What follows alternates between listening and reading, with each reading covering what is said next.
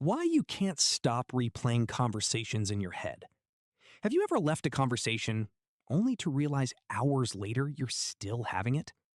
You're lying in bed, taking a shower, driving home, and suddenly your brain presses replay. Why did I say that? I should have answered differently. They probably think I'm weird. You imagine better responses, different endings, entire conversations that never happened. It feels like you're preparing for the future. But what if you're actually trapped in the past? And the reason has much less to do with the conversation than with the way your brain learned to protect you. Imagine two people leaving the exact same meeting. One forgets about it within minutes.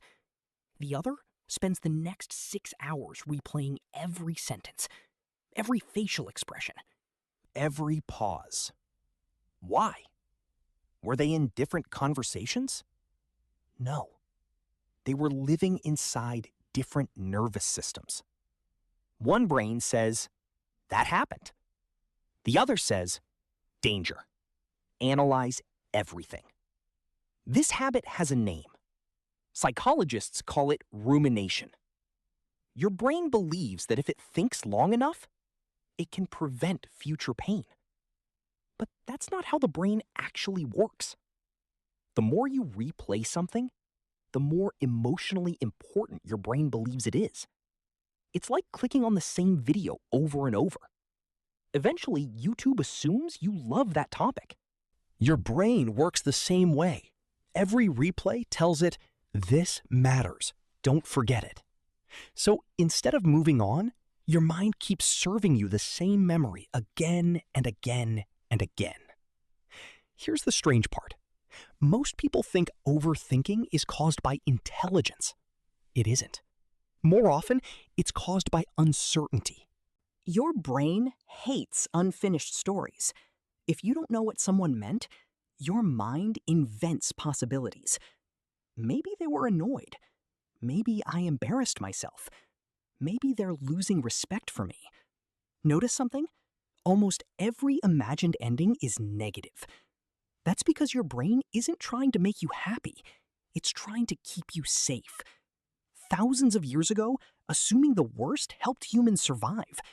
Today, that same survival system treats an awkward conversation like it's a life-threatening event. Now think back to childhood.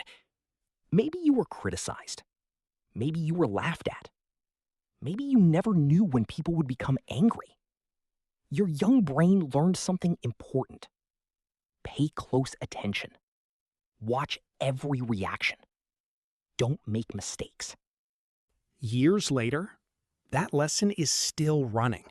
Only now, instead of watching your parents, you're watching everyone. Your boss, your friends, your partner, even strangers. Every conversation becomes something to inspect. Not because you're broken, because your brain learned that mistakes could cost you love, acceptance, or safety. Here's something most people never notice. You rarely replay conversations where everything went perfectly. You replay the ones that felt emotionally unfinished. The conversations where you didn't get closure, where someone's expression confused you, where you wished you had defended yourself.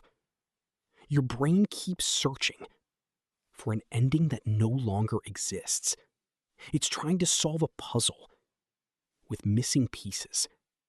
And because those pieces never arrive, the puzzle stays open. Let's make this even simpler. Imagine your brain as an overprotective security guard. Its job isn't happiness. Its job is spotting threats. Every embarrassing memory gets added to the watch list. So next time you meet people, your brain says, remember last time? Let's not let that happen again. The problem is, the security guard never clocks out.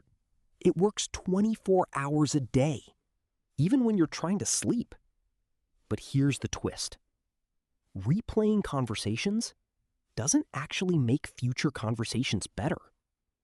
Research consistently shows that excessive rumination increases anxiety, lowers confidence, and makes social situations feel even more stressful. The thing your brain believes is protecting you is often creating the very fear you're trying to escape. Because while you're busy analyzing the past, you're becoming more afraid of the future. So how do you interrupt the cycle? Not by forcing yourself to stop thinking. That rarely works. Instead, notice the moment your brain presses replay. Ask yourself one simple question. Am I solving something or just reliving it? That tiny question changes everything. Because solving leads somewhere. Reliving goes in circles. The next time you catch yourself rewriting yesterday's conversation, remember this. Your brain isn't trying to punish you. It's trying to protect you, using an outdated strategy. And once you recognize the pattern, you don't have to obey it anymore. You can thank your brain for trying to keep you safe and gently return to the present. Because the conversation that deserves your attention isn't the one that already happened. It's the one you're living right now. If you've ever replayed a conversation hundreds of times, know this. You're not alone.